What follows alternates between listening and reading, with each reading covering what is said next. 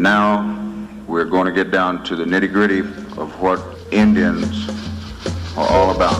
I still say we Indian people are believers in the truth. This is the way of life that was given to your people. You're born an Indian, you're going to die an Indian. Indianness is a good life. You're facing an Indian this afternoon. Good Saturday afternoon out there, everyone, and welcome into your number one source for Native American television news, Native News Today. I'm your host, Jason Salzman. As we get ready for this week's episode, got a lot of great things to share with you all out there. So we're going to get right to it. November, not only being Native American Heritage Month, Turkey Month, all that good stuff, but also Foster Care and Adoption Awareness Month. So really getting out the word out there about kids in foster care and kids in the system that are waiting for a great home. And so with that being said, we wanted to talk about all those things, but also really introduce you to a Creek citizen that's been named the new tribal liaison to the Oklahoma Department of Human Services, Oklahoma DHS, and that is Miss Carmen Tecumseh Williams.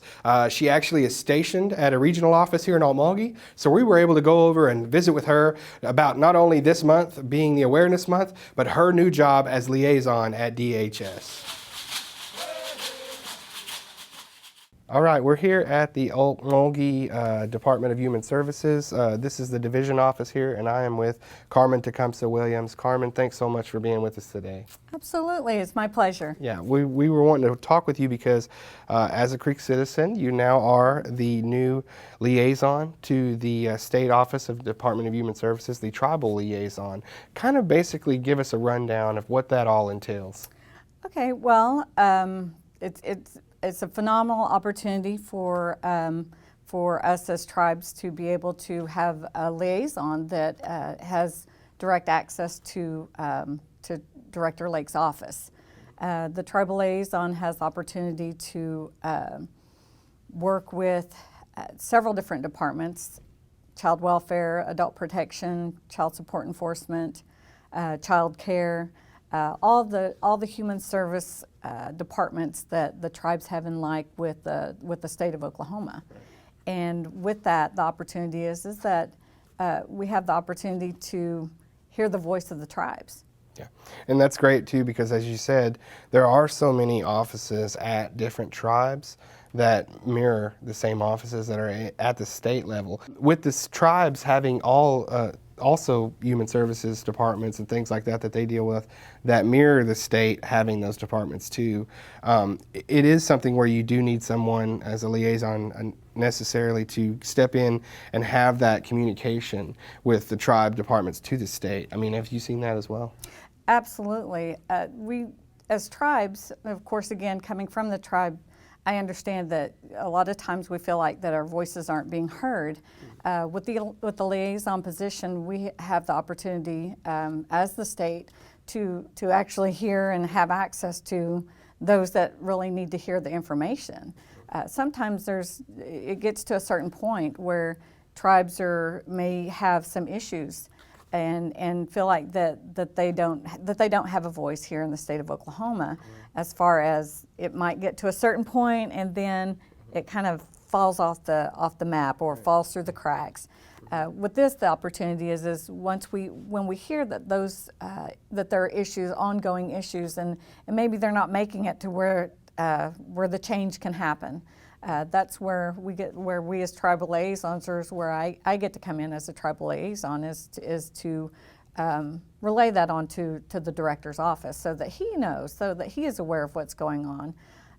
Director Lakes is his vision to build those relationships with tribes is he's very committed to that, and that's the reason for this position to be created. I wonder, with your experience, first off, being a National Council representative before yourself, also working at the Mvskoke Creek Nation in one of our Human Services Department, working there with children and family, I wonder, did you have times in both of those steads where you saw where the connection between state and tribes could get a bit frustrating for both sides? Oh, absolutely, absolutely. Of course, that was a long history with some of those relationships, and again, that goes back to when you have dedicated leaders from the top, such as Director Lake, that are paying attention and felt that was a need for tribes to be heard, for relationships to be positive and to bridge those relationships between the tribe and the state. Tribes have to also be a part of that. They have to buy into the fact that this is a needful position, and they do have that person that has the opportunity to make that change by feeding that information to the director. Certainly working in the Children and Family Services Division at Mvskoke Creek Nation, you could identify some things that maybe that you all gave attention to that needed the most attention. What are some of the things that we're dealing with that Department of Human Services would handle and some of our own departments at Creek Nation, or any of the tribes really? Do you recognize a theme and something that we're dealing with that we really need to give attention to? Sure, there are a few things, or at least a couple I can think of off the top of my head is the need for foster homes. Our children, all Native children, our Creek children, whether they're in tribal or they're in state custody, they need homes. And those homes are very, very important for the fact is that we want to keep our children, number one, within our tribe, tied to their culture. It's very, very important when we have our children that if we're not housing those children or we're not placing those children with Native families or within our tribes, we begin to lose a little bit of our culture and a little bit of who we are as a people through our children. You hear it all the time, our children are our future, and they truly, truly are, and we have to really be looking at the need for those children to grow up in our tribe, to be our next leaders, so that we can instill all what we believe to be important to in our hearts as Native people. So we do need homes that are going to place that are going to house these children. The other would be a matter of one of the issues I believe that at a point and can still be ongoing, but it's getting better. And that is tribes being notified. Notified when when Native children are being placed in custody by the state, that those tribes are contacted. That's really, really important. It's especially important in local county areas for the fact that that's where your relationships are being built between the tribes and those local county areas. It isn't just a big, huge pot that information's being fed to. There, we have local DHS offices, as well as we have local tribal offices in several of the counties as well, and that's throughout the state of Oklahoma. So having notice and making sure that those children are being kept in contact with their tribes, that's very important. With the way that we are politically right now in the climate of not only America with our election just recently, but also the state and its financial situation that's well publicized and we know about. Do you have any concerns about departments such as yours or tribal programs as well on a national level? We're talking about a complete shift in leadership nationally. Are there concerns there? Sure. Of course, there was a reduction in force lately due to the budget cuts. The concern is the direct services to families and to children during this time. A lot of positions, some have retired, and those positions won't be filled. Therefore, that means that you've got caseworkers that are taking on more caseloads, more families, more children. There's a need. It's a large need. It's a great need, especially again because of the budget cuts. So it's kind of that catch-22. But the concern is the direct services to families and to children, and especially those in regards that need protection, such as our vulnerable adults and our children. Before we let you go, Carmen, is there anything else you'd like to add before we let you get back to business? I just, yeah, sure. It's just an incredible opportunity to be in this position. There are people that have that truly get into the tribal liaison positions and feel very encouraged, and I feel very encouraged by my bosses. They are very empowering and very supportive. We have the opportunity for change at this point. We do, and I'd like to consider myself one of those agents of change, and have the opportunity to not just work for, with my tribe, but with all tribes across Oklahoma, and to build those relationships and to engage tribes and to make sure that tribes are at the table. That's what's important. We have a voice as far as tribes are concerned, and we want to be at the table to build those relationships. And I feel like that Director Lake has had that vision, and he is committed to that vision, to building those relationships with tribes. Great. Well, I will say it's great having a Creek at the table. Well, that's for sure. I'm excited about it. All right. So. All right. Well, Carmen, thanks so much for the time with us today, and we appreciate it, and we wish you the best of luck, and look forward to covering news with you in the next year. Great. Thank you. I appreciate it. Thank you. And our thanks once again to the Oklahoma Department of Human Services office here in Okmulgee for having us in, and our thanks for sure to Carmen Tecumseh Williams for allowing us the interview, and we want to wish her the best of luck in her stead as the tribal liaison to that state agency. A lot of good stuff coming out of that story, and we'll have you updated every time they have an event, something like that. We really want to push that cause and that initiative. So I want to thank all of them for that story. Moving right along, our next piece today brings us over just across the highway to it's sort of new, it's just a couple of years old, Mvskoke Creek Nation's Recycling Center, done by the Mvskoke Creek Nation Office of Environmental Services. Those guys do a great job every year, just about once a year during Earth Day, things like that. They have big events, but they had a recycling event, sort of an open house, a come and go, and everybody check out what they do there. And so we went over to check it out, the Mvskoke Creek Nation Recycling Center, here for you today.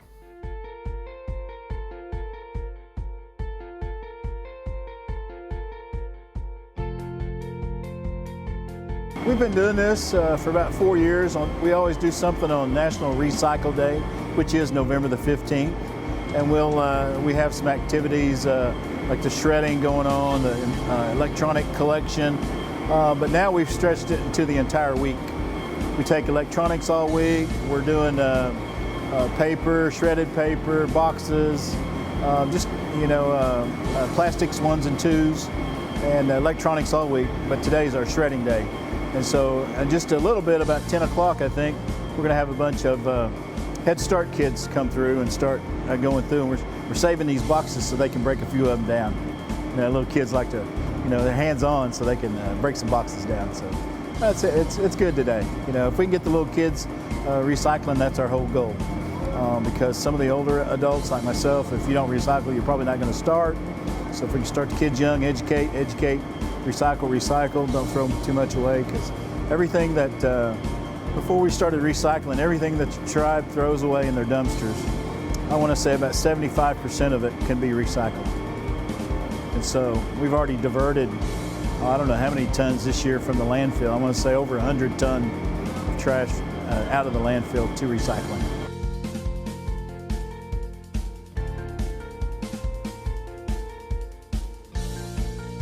To us, the native, since we were here first and we were the stewards of the land, I think we're going back to it. We're trying to be good stewards. We're not trying to fill up the landfill. We're trying to do some things that are done right. Recycle, reduce, reuse. That's big for us. If we can reuse it, let's reuse it. Some of the TVs that we get aren't bad TVs. They're workable TVs, but everybody's got to go to a flat screen now. So instead, we will donate these TVs to the elderly or whatnot that doesn't have the resources to get a TV, or a nursing home, or somebody that can actually use it. Some of the things that we get here are still good. The big microwaves. Somebody I want to get a nice chrome one or whatever. Stainless steel. So you don't want this old one. My household ourselves, we just now went to flat screens about a year ago because they had these huge TVs, but they still work. But I didn't want to throw them away. so we actually donated them to a nursing home. But to us as natives, I think we need to be the leaders in doing right with the natural resources and not pollute as much as we can and reduce and reuse.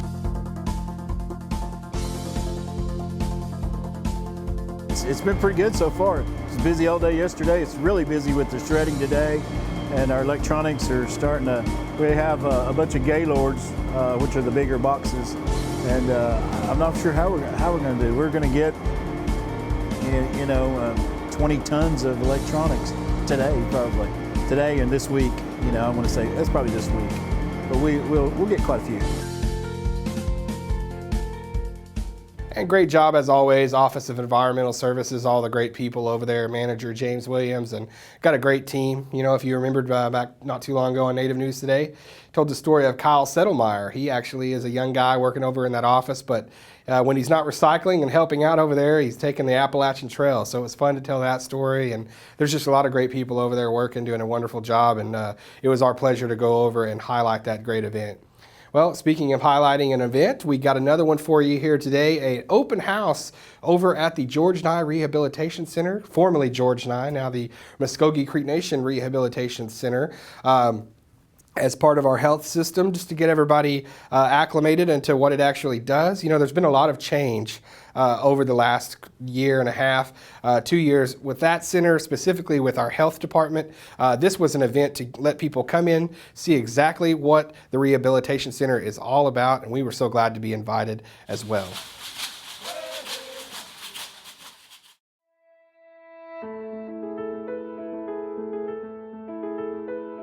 Yeah, we're just having an open house today just for we can get the community, all of our referral sources, just let people know that we are open. We still have our great inpatient units here. We have our 8 skilled nursing beds. We have 4 long-term acute care beds, that's inpatient-wise, and we've got PT, OT, speech, all of the outpatient services still open. We just want to ensure that everybody knows that we still are open, that we are still giving great care, and we're still serving the public. Yeah, so the only thing that's no longer open at this time, just for right now, is the small inpatient unit beds we had. We still have 12 of the inpatient units open. We have, like I said, we have we have the 8 skilled nursing beds and we have the 4 LTAC beds. So we have 12 inpatient beds still open. Outpatient, we still have PT, OT, speech, pediatrics for PT, OT, speech. We have aquatic therapy.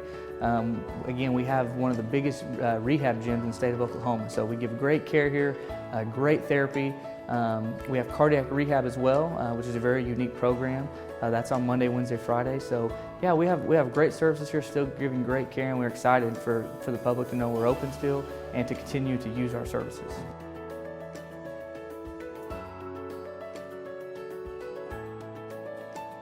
So we had the 20-bed rehab unit. So I think when it kind of went out to the public, I believe they said the Physical Rehabilitation Center. So I think the legal name was Physical Rehab Center, and that's what the units were tied to. So only a very small portion of the actual inpatient facilities are no longer used at this time.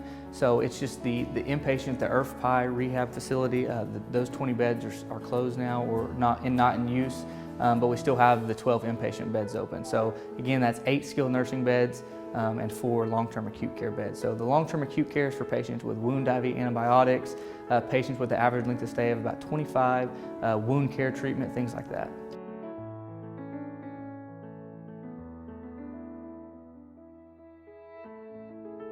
Yeah, for this event, again, we just want to make sure that people know we still are open, we're still giving great care.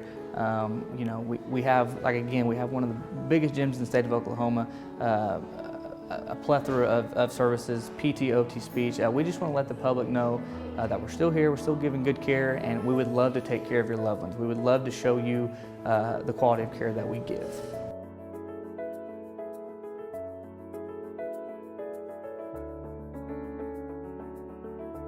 Right now, initially, I'm focused on the hospitals that serve the public, so which would be the Physical Rehabilitation Center where we are today, formerly George Nye Rehab, Okmulgee Hospital, which is Mvskoke Creek Nation Hospital, as well as Creek Nation Community Hospital in Okemah. So my goal is to raise awareness of what we do. Those hospitals are unique to our tribal health system because they are public. They treat everyone, citizens and non-citizens alike. And just basically trying to drive interest in traffic because there's a lot of great health providers, a lot of great support staff, and even internally within the nation, we don't know what we have. And I want to improve that communication. So internal marketing within the nation, as well as external with the public and community across the state. That's what I'm trying to improve.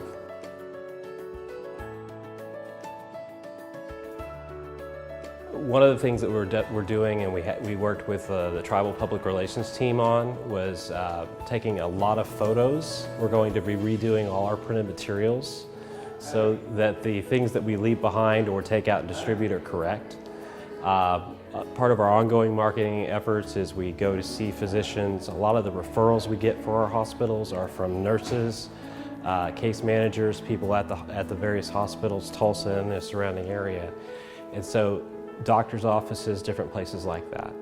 And then for our outpatient services, to grow that, going to other facilities, clinics, seeing if we can get referrals, because people may have something done in Tulsa, but they may live close and they want to use our facilities here. So we want people to know what we do. It's a great place.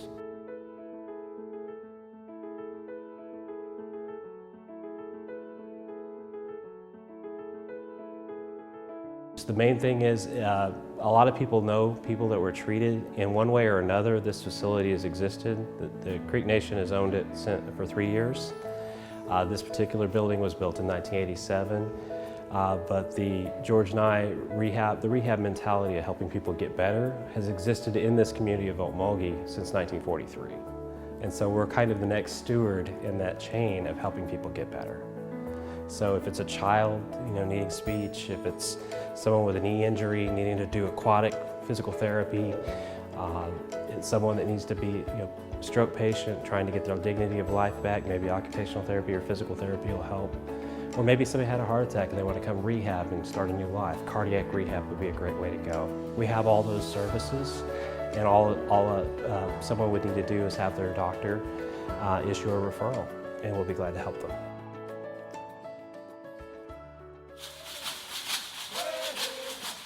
And thanks again to all the people that had us over to the Rehabilitation Center for the open house there. Lots of people around, lots of excitement to be able to see all the services provided and to hear some information on what to look for in the future from that facility and where they go from here. So I want to thank them for that. Devaney Luxinger and Honey Carranzo for shooting and capturing that for us and having it for us here on the show this week.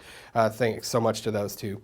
Well, we move right along, and speaking of Honey Carranzo, she was able to visit Tulsa recently and talk with some folks that are wanting to start an initiative to get a new flag for the city of Tulsa. Now, I got to plead ignorance here. I didn't even know that the city of Tulsa had a flag, but apparently they're wanting to take input, and they're asking for input from citizens. How nice would it be to get the founders of Tulsa, the Mvskoke Creek people, to have some input on this flag design? That's why we wanted to show you this story. We hope you enjoy it here now.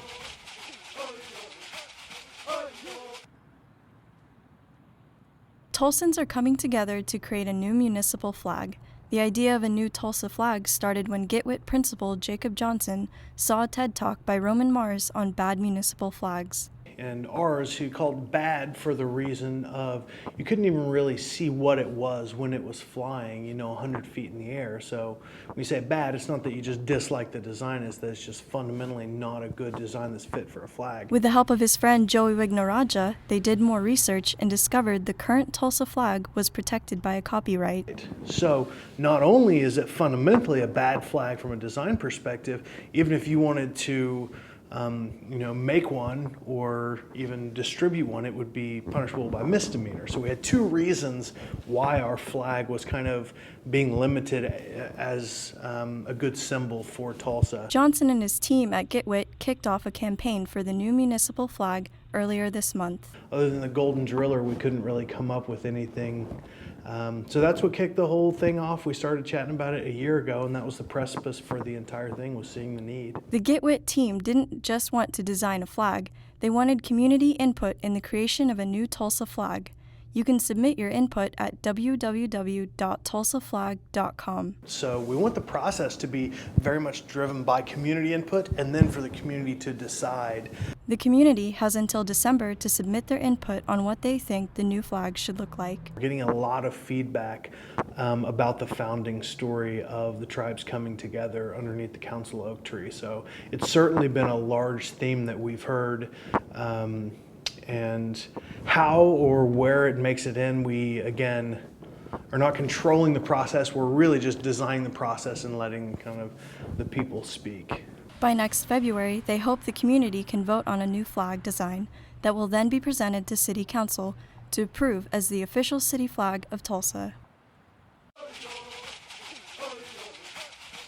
Okay, it's time to leave you folks. We hope that we've done a good enough job to keep you enthralled in the program, watching the entire time. We appreciate all of our viewers. We're spread by word of mouth. You know, a lot of people out there tell friends, relatives about this show.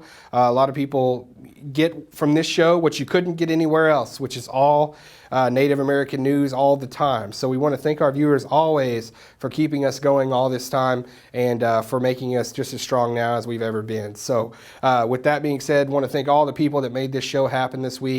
A lot of help this week from Honey Cronso and Devaney Luxinger on our stories. And also the people that were in our stories that granted us the interviews. Carmen Tecumseh Williams doing a great job as tribal liaison there at the Oklahoma Department of Human Services. Also our Environmental Services Office with the recycling event and the Rehabilitation Center with the open house. So lots of great things to share with you. We really hope that you enjoyed those, and keep an eye out for us in the next few weeks.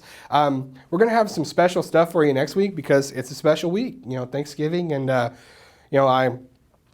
we talked and did a dinner and things like that, so I can't wait for you all to see that. Something a little bit different, never before seen here on the show. We pride ourselves on that, having something a little bit different, moving forward just a little bit, being a little more progressive each and every week. So we'll have that for you next week. Also, we'll have some other things, some updates on some important stories that we've been covering at Mvskoke Media.